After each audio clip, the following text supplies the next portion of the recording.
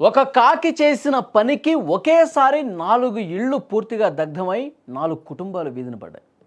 ఆ ఇళ్ల యజమానులు ఇంట్లో ఉన్న డబ్బు, బంగారం మొత్తం పోగొట్టుకుని వాళ్ళు ఏకాకులుగా మిగిలిపోయారు. విజయనగరం జిల్లాలో ఈ ఘోర అగ్ని ప్రమాదం జరిగింది. కార్తీక మాసం సందర్భంగా గరివిడి మండలం కోనూరులో ఒక కుటుంబం తమ ఇంటి డాబాపై దీపాలు వెలిగించింది. అక్కడికి వచ్చిన ఒక కాకి ఆ దీపాల్లో ఒకదాన్ని తన ముక్కుతో ఎత్తుకెళ్ళి ఇంటి మీద పడేసింది. ఆ ఇంటి పైకప్పు పూర్తిగా తాటాకులతో కప్పి ఉండటంతో నిప్పంటుకునే క్షణాల్లో మంటలు ఎగిసిపడ్డాయి. స్థానికులు అప్రమత్తమై మంటలు ఆర్పేందుకు ప్రయత్నించేలోపే చుట్టుపక్కల ఉన్న ఇళ్లకు మంటలు అంటుకున్నాయి. స్క్రీన్ మీద మీరు చూస్తున్నారు, మొత్తం కూడా తాటాకీళ్ళు కాబట్టి మొత్తం అంటుకుని కాలిపోతున్నటువంటి పరిస్థితి ఉంది. ఆ ఇంటి పక్కన ఉన్న ఇళ్ళు కూడా తాటాకులతోనే ఉండటంతో మొత్తం 4 ఇళ్లకు మంటలు ఒకేసారి అంటుకున్నాయి. వెంటనే స్థానికులు సమాచారం అందుకుని అక్కడికి చేరుకుని అగ్నిమాపక సిబ్బంది ఫైర్ ఇంజన్లతో మంటలు ఆర్పే ప్రయత్నం చేశారు. ప్రస్తుతానికి పూర్తిగా మంటలు అదుపులోకి వచ్చేసే కానీ వాళ్ళు సర్వస్వం కోల్పోయిన పరిస్థితి. ఆలోపే 4 తాటాకి ఇళ్ళు కూడా కాలి బూడిదైపోయాయి. వాళ్ళు వచ్చి ఆర్పే ప్రయత్నం చేసేలోపే మొత్తం కూడా తగలబడిపోయినటువంటి పరిస్థితి. ఓ ఇల్లు కౌలు రైతు నంబూరి గోపిది. ఇటీవలే ఆయన పెట్టుబడి కోసం ₹1,00,000 అప్పు చేసి మరీ ఇంట్లో పెట్టుకున్నాడు. ఇంట్లో దాచిన ఆ సొమ్ముతో పాటు ఇంట్లో అరతులం బంగారం కూడా మంటలకు బూడిదైపోయిందని చెప్పి కన్నీళ్లు పెట్టుకుంటా ఉన్నాడు.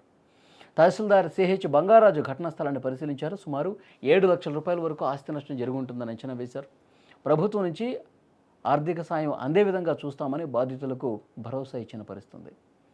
విజువల్స్లో చూడొచ్చు, మీరు పూర్తిగా కాలిపోయినటువంటి ఆ ఇళ్లను కూడా చూడొచ్చు.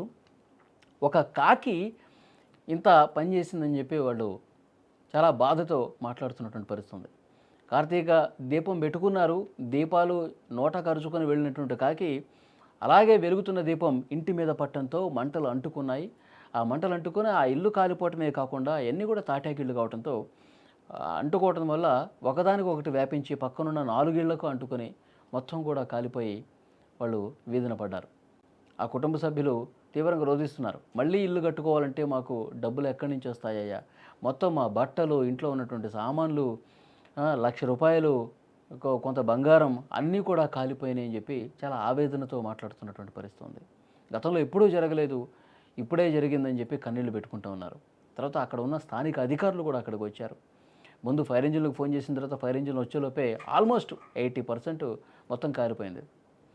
తర్వాత మొత్తం నిప్పంతా ఉంటుంది, వాటిని ఆర్పే ప్రయత్నం చేస్తున్నారు. మొత్తం దూలాలు, ఆ వాసాలు అన్నీ కూడా కాలిపోయి ఒక నిప్పుల కొలిమిలా తలపిస్తూ ఉంటుంది. లోపలంతా అంత వేడి ఉంటుంది. వాటన్నిటిని కూడా మళ్ళీ వాటర్ పోసి ఆర్పేస్తూ ఉన్నారు. తర్వాత వాళ్ళు బాధిత కుటుంబ సభ్యులు కూడా ఏదో ఒక సాయం చేసి మమ్మల్ని ఆదుకోండి, ప్రభుత్వం తరఫున మాకు వెంటనే సాయం అందే విధంగా చూడండి, ఇప్పుడు ఈ 4 ఇళ్ళు కోల్పోయిన కుటుంబాలు ఇక మేము ఎక్కడుండాలని చెప్పేసి మాట్లాడుతున్నటువంటి పరిస్థితి.